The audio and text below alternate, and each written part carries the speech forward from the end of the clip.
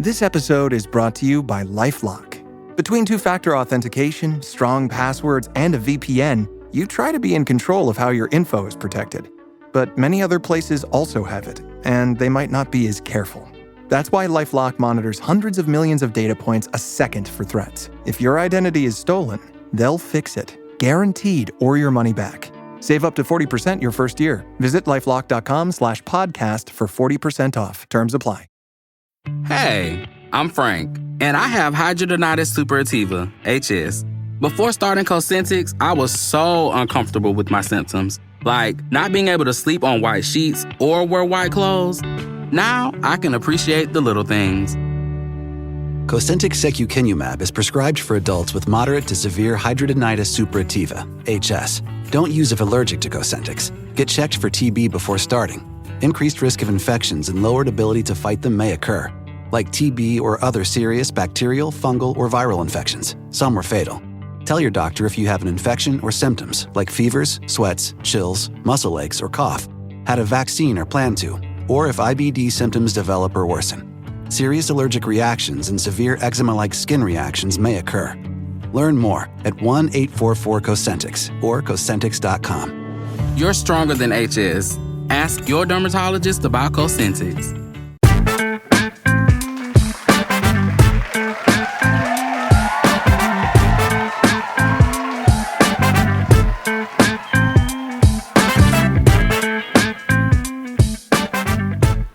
What's up, everybody? It's summertime. It's ImmaLetYouFinish on the Pantheon Podcast Network. It is show number 228. It's summer. It's a Monday. We're here. I know you kids are like, you motherfuckers were here every week and very consistent. Listen, we're giving you summer vacation teas. That's just what it is. Life is life. And what's up? We miss you. We're back. Hey, Ames, what's going on? Hey, nothing. Just, tired. Feels like it's a... I didn't know you were summer teaching the kids until you said that the other day. You were like, I'm teaching. Where did you start summer teaching the kids? Oh, well, I did that a couple years, but hey, if someone says to me, we have some money for you, I'm going to take it. That part. I've got this weird thing where someone goes, if you want to do something and get paid, I go, yeah, okay, I can do that. It's very like, you had me at, hey, I have, thank you. Yeah. Yes. Thank you. Yes. Yeah. I'll be right there. When do you need me? I'll be right there. Really. Down the street, air-conditioned room, cool, nice people. I'll be there. I think I can make it work.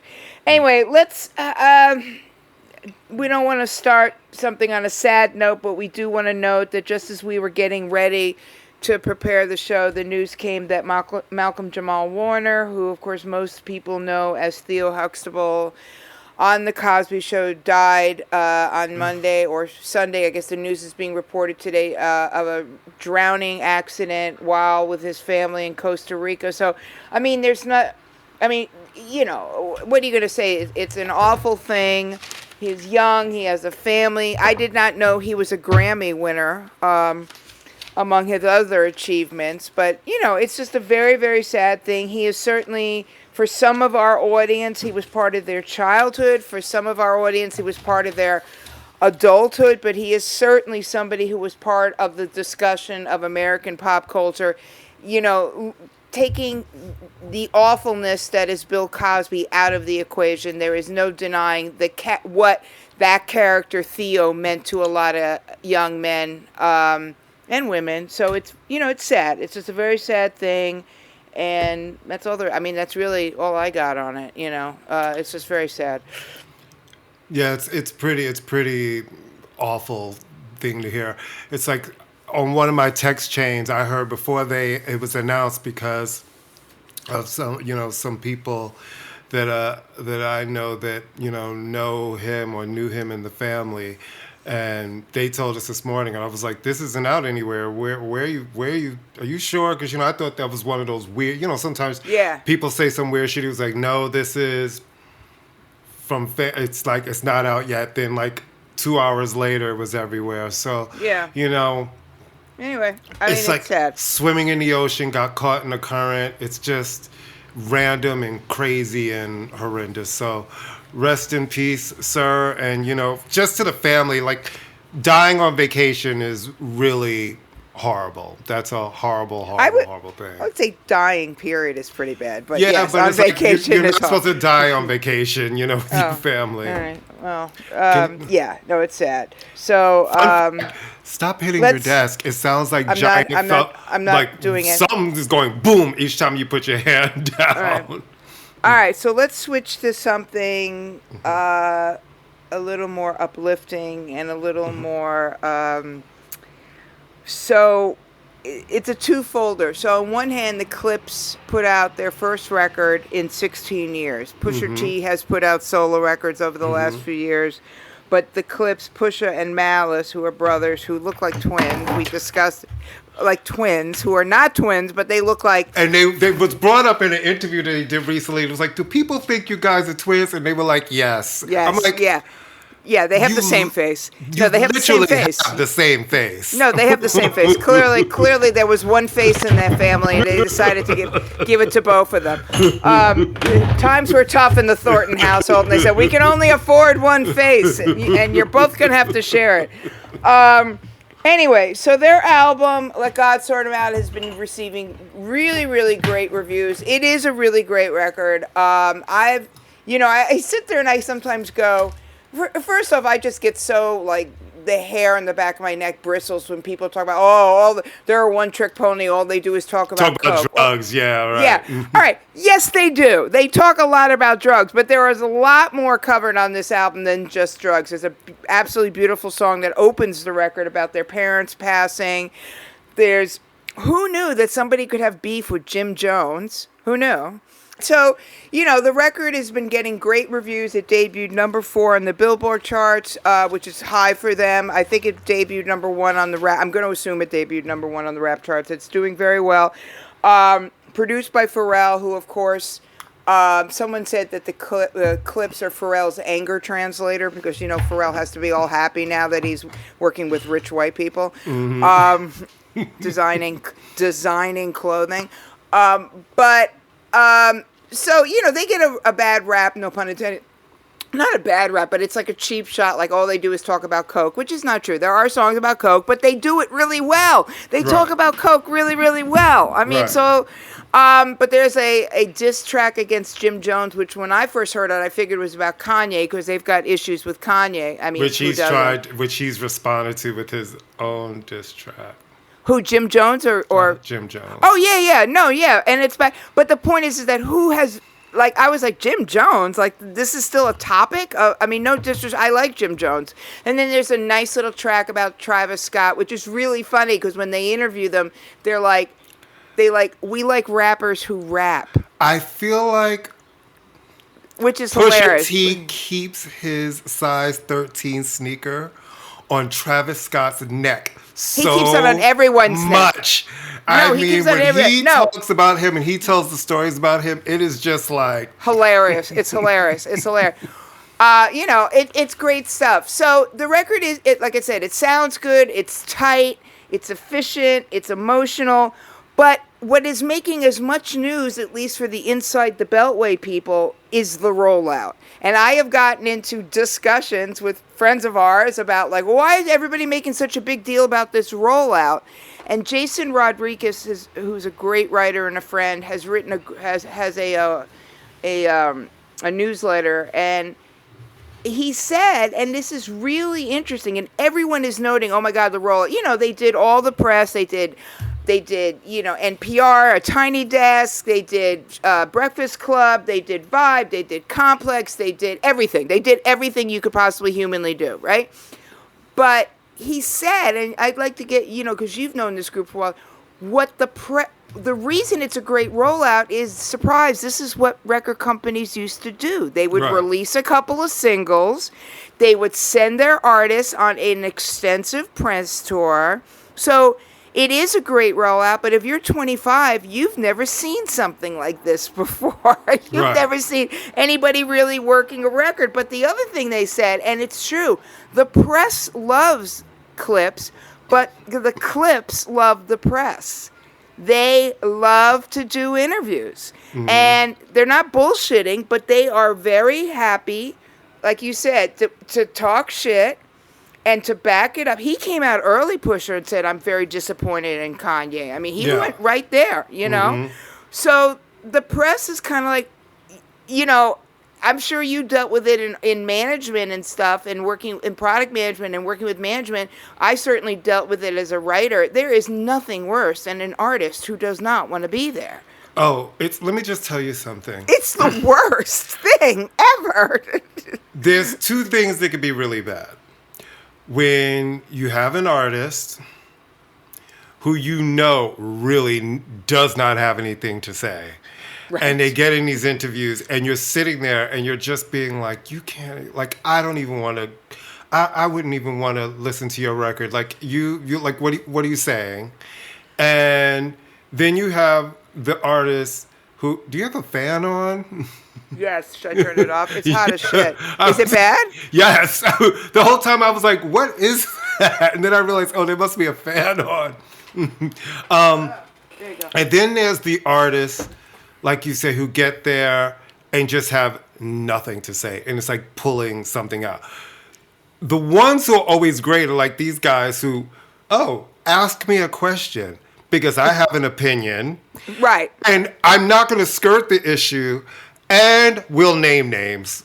Right. We will name names. And also can say it in a very, they don't come, these are grown-ups. They don't come off like knuckleheads. They don't come off media trained. And you and I both know you can tell a media trained artist as opposed to an artist who just happens to be really smart and can talk. Right. And enjoys the process. Right. So it's like a real little love-hate thing. It's like some have said, are the critics too nice to them because we like them so much? I don't think that's because critics like to beat up on people. But it's just refreshing to see a record like, here we go. You make a video, you do the shows, you do all the stuff.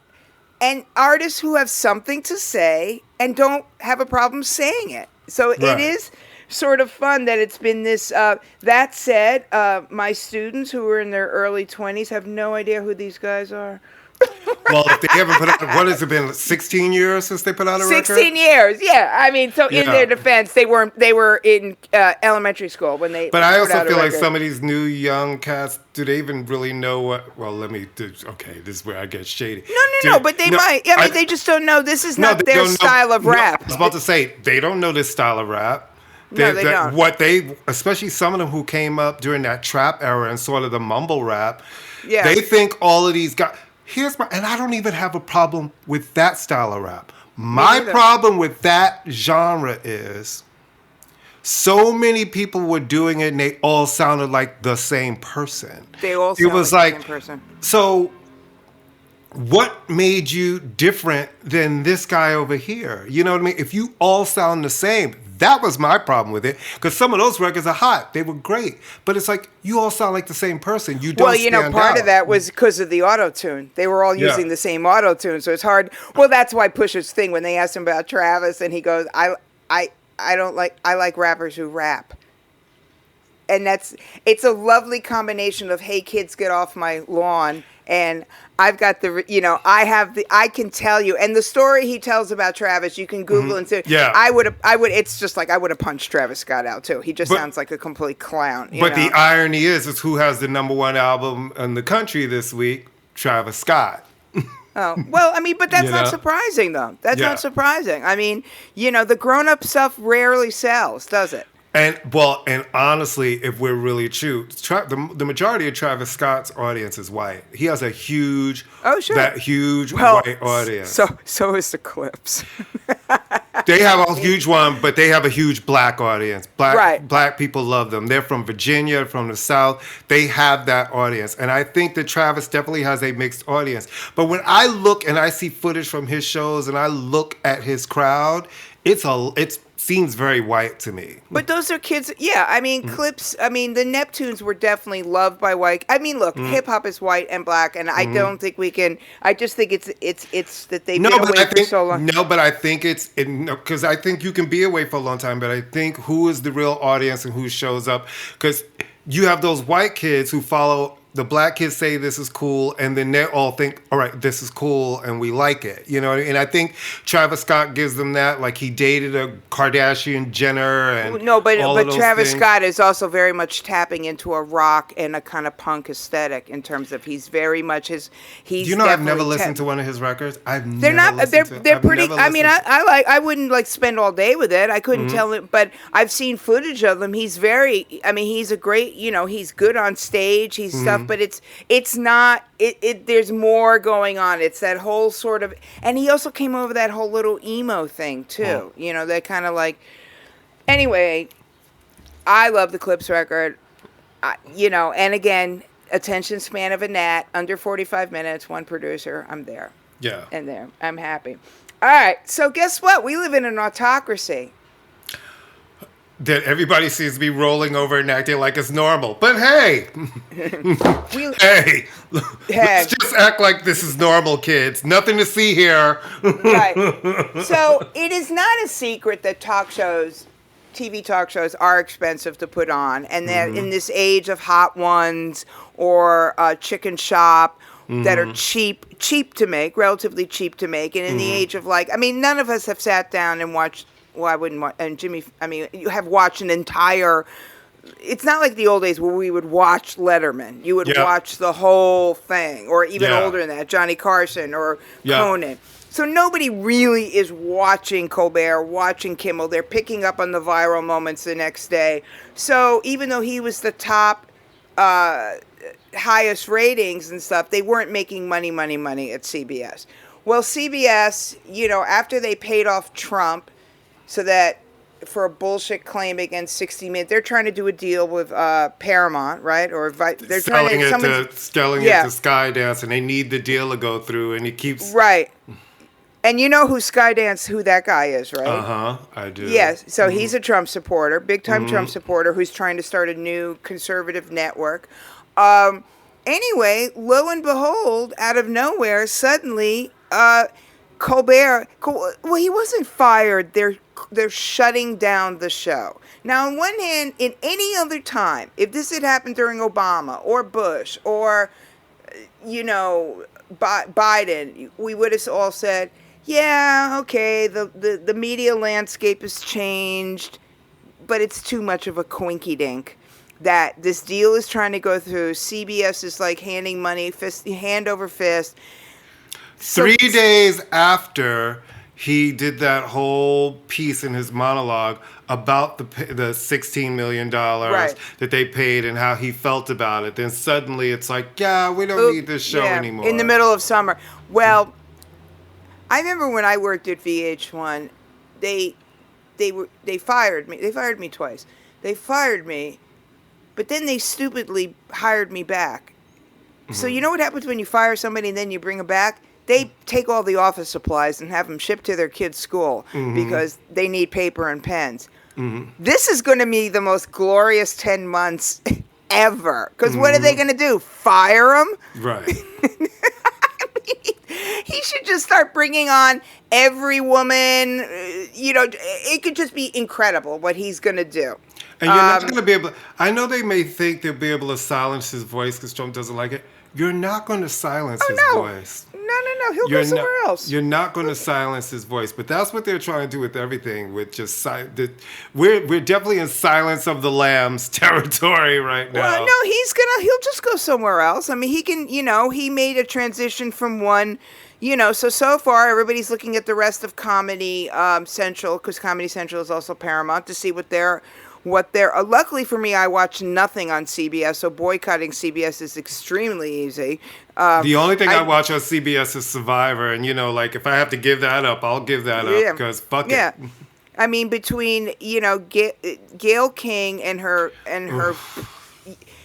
obvious Trumpism with Jeff Bezos, and I don't watch any. I mean, I'm not saying this because I'm so cool. I don't watch anything on CBS. I was never a big CBS watcher anyway. So, CBS Sunday Morning. That's what I watch. I do watch CBS Sunday Morning. It's a great show, and you know what? Whatever. So anyway, I used to watch 60 Minutes until they capitulated, and so it's like now it's like it's bullshit. 60 Minutes now. It's not even. Well, anyway, so we shall see. But in that vein.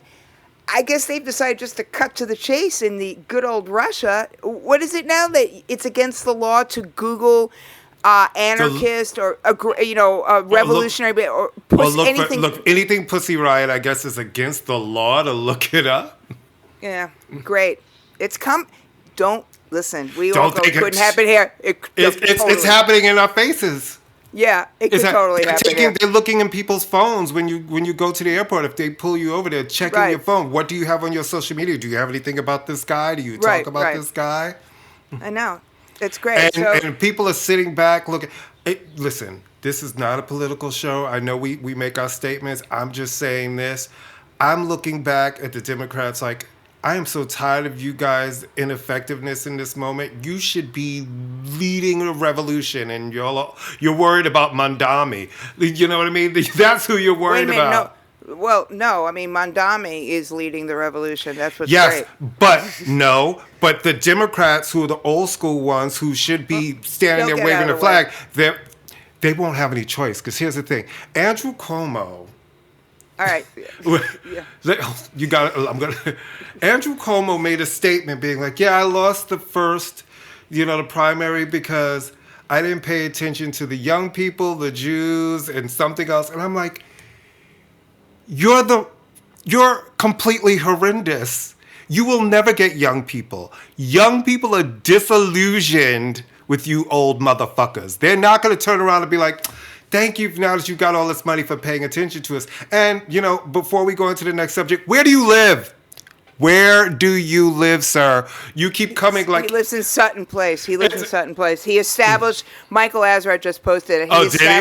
He established residency 10 months ago so that he could enter the primary. I mean, that is... Thank you for actually... I had no idea because I'm like, where do you live? He hasn't lived...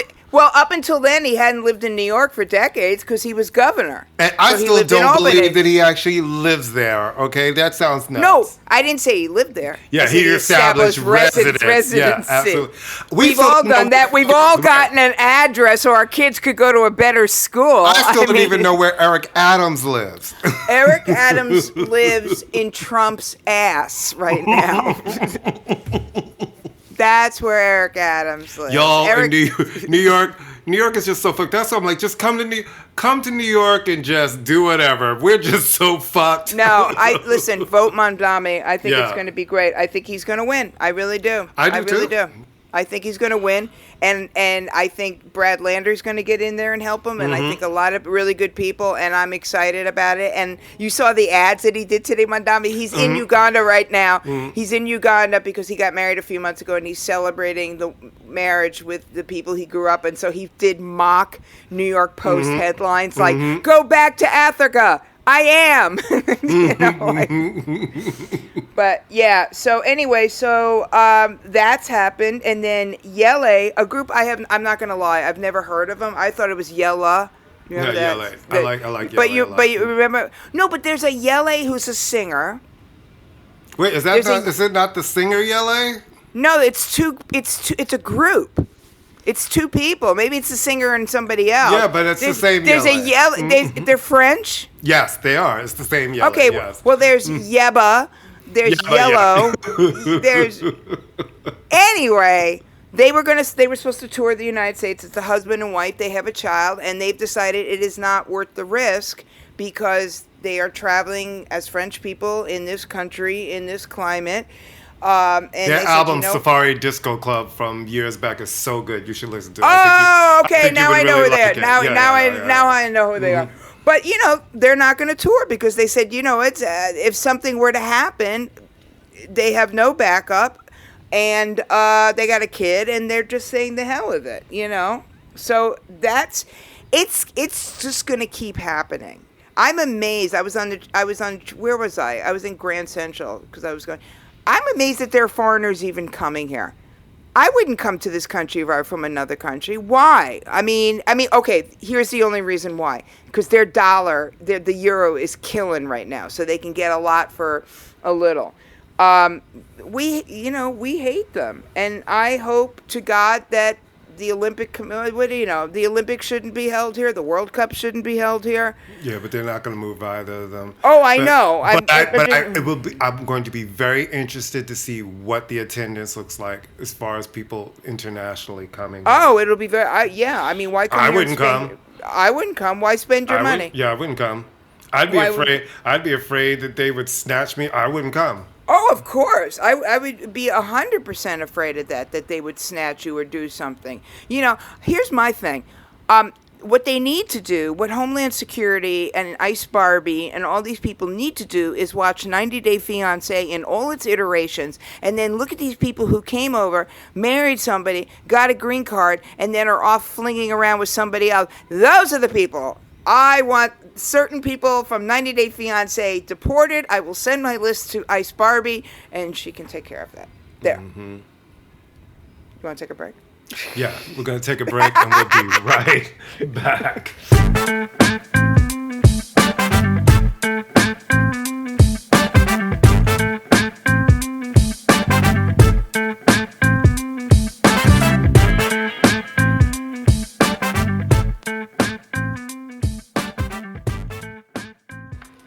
And we're back. All right. There is nothing in my mind. Well, there's some things. But women who just reflexively hate women trouble me. And I don't know the roots of this whole, and it's been going on for a week now. It's kind of died down. But I guess Nicki Minaj had some sort of something with a guy at TDE. Punch at TDE. Punch, right.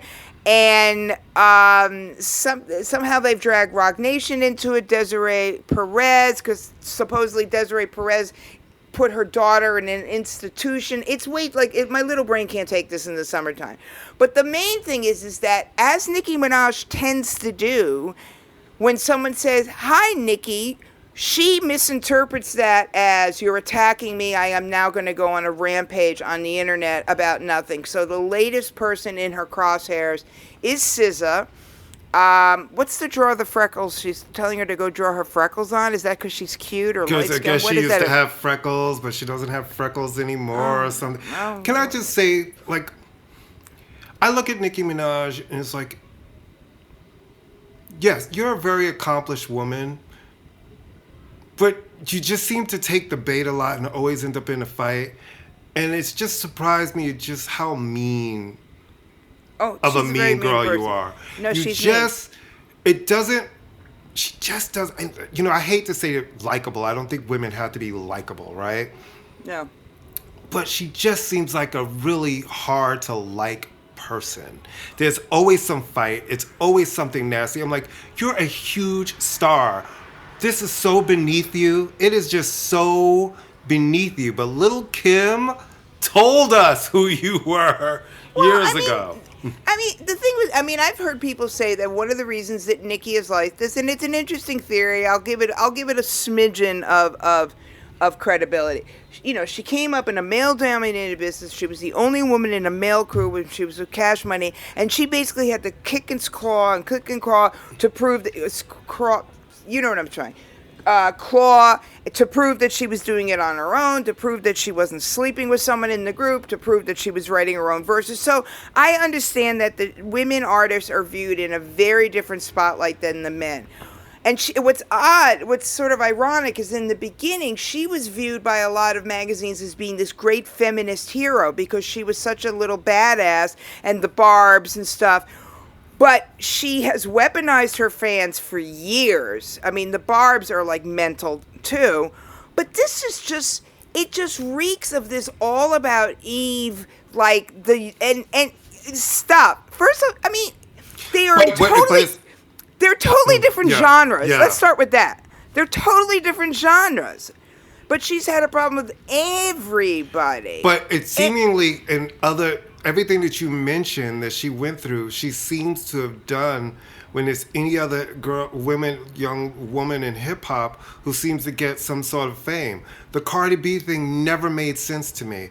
The way she went at Megan never made sense to me. It's like, you are Nicki Minaj. There is room for all of you. No, but okay, the industry doesn't say that. The industry always tells us that there can be only one. It's gotten a little bit. Well, you saw Cardi and Meg having hits together. You saw these people having hits together. Right, but and truth is, if you think about the women that Nicki championed, it was women who never, ever had a chance of even having the kind of fame that she had. Right. Like the female rappers that she really always bigged up, they were kind of women that would always be below where she was. Listen, she's married to a convicted sex felon. Okay, so that's.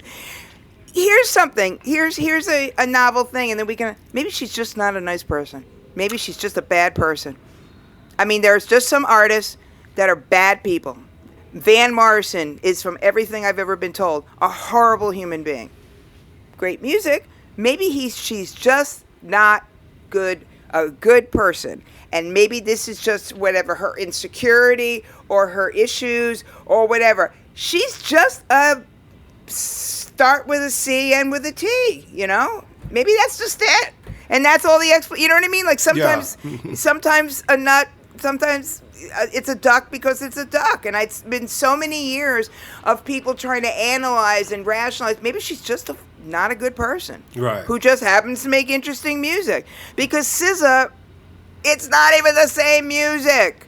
She's not a rapper. Like, why are you going after her? You know, it's just stupid. She just annoy. I get annoyed. I get annoyed with that stuff because it's like, come on, there's so many. I'm not expecting women to be all kumbaya. I know that women have been trained, we've been trained to compete against each other, but don't make it easy for everybody else. Can I just say, though, this has got nothing to do with anything, though we're going to talk about the WNBA in a second. I just love this whole Megan Klay Thompson thing. I think it's adorable. First of all. I think it's adorable. First off, they look great together. There's right? Right? All of a sudden, you give Clay a different haircut. Oh my God! All of a sudden, it was just like, well, wait a minute. Who are you? I know. Look so good together. Good. They look adorable, and honestly, I love it. All of the shit she's gotten, I don't care what people want to believe. I saw these men talking about because she lied about sleeping with him. I'm like, if that is the criteria, every man on earth will drop dead. Well, not Klay Thompson, not sleeping with Klay Thompson, with the Troy. Every man will die today. You motherfuckers lie about who you sleep with every day. You have lied about, I didn't sleep with her, when your wife, your girlfriend finds out you cheated. So if a woman doesn't want to sit on television and say, I was fucking him. Now, I never felt like she should have done that interview. But that is the reason why she's a liar. I'm like, when I hear men using that, I'm like, sir, have several fucking seats. Well, I just think she looks adorable. I know we weren't, but she deserves some happiness, and she looks happy. And for every account, everybody has always said that he is a nice person, and I've heard he's a nice guy. And I loved it when she said he is literally the nicest person I've ever met. I know, in my life. You know, the older you get, nice is nice. It is like the way people try to doll. You notice how they always try to come for Ciara. You don't go from a 50 Cent to like a Russell, and I was not like, 50 Cent. No, I mean, Future. No, because she also dated 50 Cent, so people would say that too. Right. And my thing is, yeah, you do, because you date 50 Cent. And you have babies with, and then you go with Future, and he doesn't marry. You have a baby. You want to be married. You could keep doing that, but all of the men that you mentioned, I'm not saying they're bad men, but none of those men have ever been married. And if you want to be married and you want a different life, guess what? You change up. You want to stay in the same shit because you think bad boys are great. That doesn't mean they're better in bed. They're just bad boys. You cry a lot and you'll never be married. Oh, thank you. How many times have you been married? I've not wanted to be married. If I wanted to be married, I'd be married. I'm kidding. No, I tell people that all the time. Like, they always say, well, why aren't you in a relationship? I'm like, because I don't want to be in one. Right. All right. This is something, but anyway, I just thought I'd throw that because I thought. And I know men. I know how we are. Yeah. It just makes me, I don't really care who's dating who, but it just made me kind of happy to see that. All right, so we were talking about media changes and the nature of the media, and this is, again, something that's kind of inside the Beltway, but a lot of people who follow our show are in the Beltway. So the New York Times has, I always love when they use these euphemisms, created new positions, or for four of their longer, some of the critics who have been around for a very long time. Jesse Green, who is the theater critic. The two other critics whose names I apologize, I don't have in the top of my head. But one of them is John Pareles, who has been at the New York Times pop music critic for, I think, over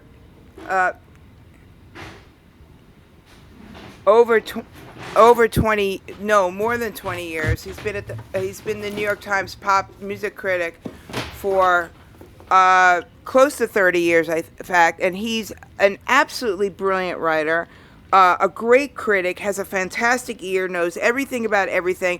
Anyone who's ever been to a show and sees John Pareles with his little notebook, writing in shorthand, it's an inspiration to any writer. And I have to credit John, because thanks to John, I had the opportunity to write for the New York Times. He put me in the loop there. So he's going to, again, the nature of media has changed. Things are much more clicks and podcasts and little viral videos, and I hate to see that some people are kind of dissing on the not newer, but the younger critics there, because these people are people I know, and they're very good at what they do too. But it's a different world. I mean, people are not, the Times used to do live reviews every single day, and they very rarely do live show reviews anymore. So Pareles is, all these, they'll be in another field, but John Pareles has just consistently been he's state-of-the-art writing, so it's just very sad. I'm bummed about that. Can I just say, as a person who was an avid reader of the New York Times for years, the Times has lost a lot of credibility with me with just a lot of things, and I don't read it every day anymore. I don't know. It started during the election and some of the things that they were doing and writing, and it made me feel like, I don't recognize this paper anymore. Well, because everyone's afraid, and that's what's happened. It just makes me laugh when people think the New York Times is so liberal. It's not. Right, it's not. It's not. But neither is New York in a lot of ways. All right, where are we at? Why don't you talk about the WNBA? It was the WNBA All-Star Weekend this past weekend, and the ladies, while practicing in their warm-ups, wore "Pay Us What You Owe Us" T-shirts, because they're in the middle of their CBA negotiations, and they want more of the profit sharing with all of the new income and revenue streams. Like, one of the Natasha Cloud, who won one of the part of the skills challenge, with that money, she said, "Great, now I can put a down payment on a house." And it's like, you're on a WNBA team, and this check from this weekend is the thing that's making you able to put a down payment on the house. They're not asking for NBA money. They realize they're not the same. But I do think, with all these TV deals and stuff, a living wage, so that these ladies do not have to, in their off season, play in other leagues and go overseas just to be able to live. It's a little nuts. It's like the sport is growing. Because the executives who work, I'm sure, are making good money. So you can't be like, none of this is trickling down to the players. Because why is the WNBA popular right now? All of these new younger stars coming in. They're coming in with their fan bases, which is drawing people to the sport. I told you, I absolutely watch the Liberty games now. I'm into it. I want to go to a Liberty game. It's so sweet when the Liberty, when the women of the Liberty, when they're playing, and you see, because I live near Barclays Stadium, you see all these little girls and their dads and their moms walking down. and they're all wearing. I love it. You know, I had to get my I lost my library card, so I had to get a new library card, and I have a New York Liberty library card. Oh, nice. I love I that. know. I loved it too. I was like, great. No, I love. Yeah, the women, you know, that we know that women's sports is never going to be paid on the parity of men's sports. We know that women don't get paid the same at Wimbledon. They don't get paid at anywhere. Oh, have you ever gotten paid the same at any of your jobs as the men that you worked with? Well, I've never asked how much, but probably not. No. Right. Probably not. I mean, but probably not. No. But yeah, I mean, let us just remember, and we love our Knicks, but what's the only New York team that's won a basketball championship in the last 53 years? That part. That part. So, not saying, but yeah, give them the money, for Christ's sakes. People are, I mean, you know. All right, speaking of giving women money, so, stop me if you've heard this one before. Artists suing their record label because they're being screwed out of money. Salt-N-Pepa have sued Universal. That's what Universal Music Group, which was they were on, whatever. It's Polygram. It's all those labels. It's all the things. They're suing them because, well, you're better at this kind of techno stuff, but basically they want their publishing back. Isn't that basically it? Yes, but this is where it gets interesting. Right, because there's part one of that. They want the publishing back, but the part two is what's just been disclosed, what UMG's response has been, right? It's like, you never owned it. You signed all away your stuff. Herbie owned all of your stuff. Herbie Azar, who's the guy that wrote a lot of this stuff. And he sold it. And he was their producer, and he was Salt's girlfriend. This is, again, the only industry where you're allowed to just rob people completely blind. This was your man. He was your producer. And the fact that the deal that he had y'all sign, he owned everything. Well, hello, Sonny and Cher, you know. He's saying, like, they're saying they're work for hire. Now, here's my question, though. They did not do a lot of the writing. They do not, in the beginning, they didn't do a lot of the writing. But they did write Very Necessary, and Black's Magic, I believe, is when they started writing. So did he have them in a deal sort of like no matter what they did, he always owned their publishing? I kind of think so, because all of those records are part of this argument. Are UMG, They're all in the next plateau situation. So when it was sold, it was like, you can fight us, but yes, it's your voices, but you didn't own it. You never owned it. You weren't the one we made the deal with. You weren't the one who sold it. So this is when we come back to... And also their biggest hit, you've got What a Man, they had to pay royalties on the original song as well, right? This is where you see younger artists are a lot hipper to the deals that they sign and how they're signing and ownership and all of those things. I feel really bad for them. I don't think they're going to win this. You know, I think the court of public opinion, they will win it, but that doesn't count when it comes down to the business side. And I think it's really interesting that, you know, UMG's like, you didn't own it, we do, so we'll continue making money off of this. We'll sync it, we'll license it. We won't even attempt to do some deal with you, and that's it. Yeah. No, I mean,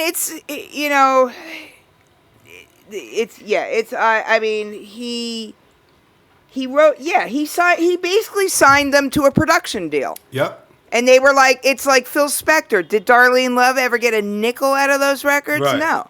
It's the same type of thing. Or did Ronnie Spector? No. It's like those songs are great songs that Herbie. It's so funny. I was playing Push It for my class today, just to show them how much fun they are. And then I mentioned something because I said, this lawsuit, and I said, Herbie, bless his heart, but he's got a whole 15, 20 seconds in that video, and he's not in the group. Like, they have an actual DJ, they have two actual rappers, but they were never taken seriously as actual. No one ever thought Spinderella was a real DJ. They just thought she was up there, to look good. And that, Sandy and Cheryl, well, I don't know. I don't think it's going to work out in their favor, but I hope it does, because they're super cool and they deserve, they deserve money. They deserve their money. It's unfortunate. And I'm assuming that he's just being a record company dude and just. We haven't even heard from him because, he's made his money, right? So That's it's true. like, the person who's made their money, we never really hear from them. They're usually That's sitting true. back silently being like, this is not my fight. I've made my money. Right. All right. What are you listening to these days? I have been obsessively. Thank you.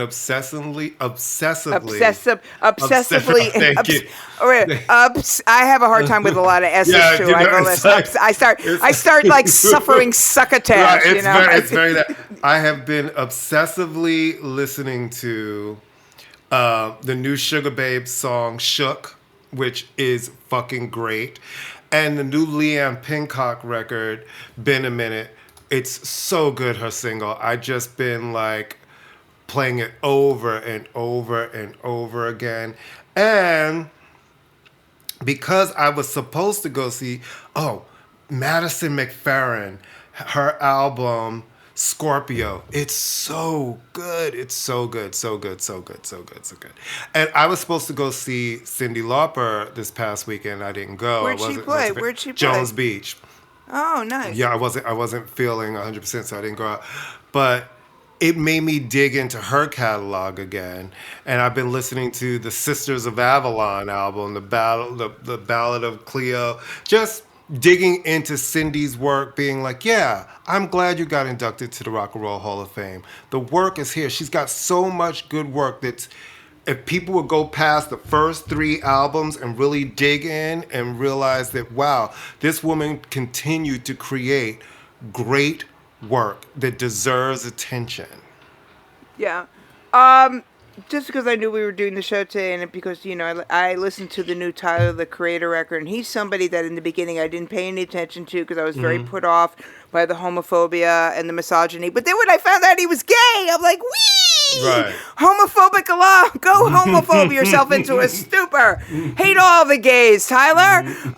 Work it out in therapy. And plus that whole group just spawned so many interesting people. Yeah. Sid, the internet, Earl Sweatshirt, Frank Ocean, whatever you want to think about him. Interesting stuff. Anyway, this new record is really good. It dropped today, so yeah, I didn't hear it. And it's kind of got a lot of dance beats in it, but here's the best part about it. You'll love this. 28 minutes long. We like that. We like that because Amy doesn't have time for anything. And all right, I'm going to blame Jim Farber. I had lunch with Jim Farber a couple weekends ago. Hi, Jim Farber. I'm blaming Jim Farber for this. So if you're listening, I hold you personally responsible for the fact that I was listening to Yes, not All Good People, not the Owner of a Lonely Heart, that shit. Wait, the original. Is that who sang that? Owner of a Lonely Heart? Yes. Owner of a Lonely Heart. That's the only Yes song that black people know. I actually know that song. I didn't know it was Yes. I rest my case. I thought it was like Toto or something. No. Wait, no. That's the only Yes song that, if you would take a quiz, like black people, name a Yes song, every black person would go Owner of a Lonely Heart, unless they were like a pot-smoking weirdo in junior high, like me. Anyway, I was listening to like early Yes, and then suddenly I went, oh my God, you're listening to Yes, turn it off. But I blame Jim Farber for that because we were talking about Yes, and I said, I'm going to listen to Yes. And for some reason. You didn't know Owner of a... That's the one because they did dance remixes of it and it was in the clubs. Yeah. For some reason, and I don't know why, like I've been listening to, going through my vinyl collection. And I started listening to Toni Basil's second record, which I didn't even know she had a second record. She did. Only you could say that. Oh, I'm over my head. Yeah, it's great. Love that. And I've been listening to Mickey Howard's first 3 albums. Oh, I loved Mickey Howard. Mickey Howard. I interviewed Mickey Howard. I thought she was going to cut me too. Really? She gives that energy where it could be like, I'm about to cut you. But those albums she was very nice. She was very nice. That's when she always wore the gardenia because she played Billie Holiday in some movie. Let me just say, that was back when the girls, the ladies got signed. They sang R&B for real. Nobody sounded like each other. No, she and was they great. could Karen really White. sing. Karen White. I love Karen White. Oh, I love Right, Karen White. Mickey. I shouldn't say she go, but Mickey Howard. Well, you know that my party trick back then was that I would go in and talk to black artists, like mainstream black artists, and they'd go, "You actually have heard my music?" And I go, "Why, yes, Mickey." So that was my party trick, that I could like identify a Peebo Bryson track from a James Ingram track from a Do you keep all of your? Do you keep all of your? Do you have all of your cassettes and things that were advances? Funny you should say that. Oh, cassettes advances? No, I'm death cleaning every single day. Yeah. I death clean. I just every day I write the book and every day I death clean. Nobody wants this shit. I used to think no, who cares? Nobody cares. No, and I've given most of my cassette recordings to our good friends at Rock's Back Pages because they can just post them and transcribe them and good. Oh, nice. Yeah, nice. Take them. They were like, "You want these back?" I went, "Absolutely not. I do know what they've been sitting in a box for 40 years waiting for my archives." Anyway, I'm schwitzing, so, and I know you're hungry and I'm hungry, so you want to take it to the bridge? And the good thing is I stuck my food in the oven low and slow so that when this was done, only thing I need to do is go in there, open it up, and plop it on the plate. Thank you, kids. You know what the deal is. It's I'ma let you finish. Next week is my birthday. So, happy birthday. And then I'm on vacation from work after that. So Friday, my birthday's the 31st.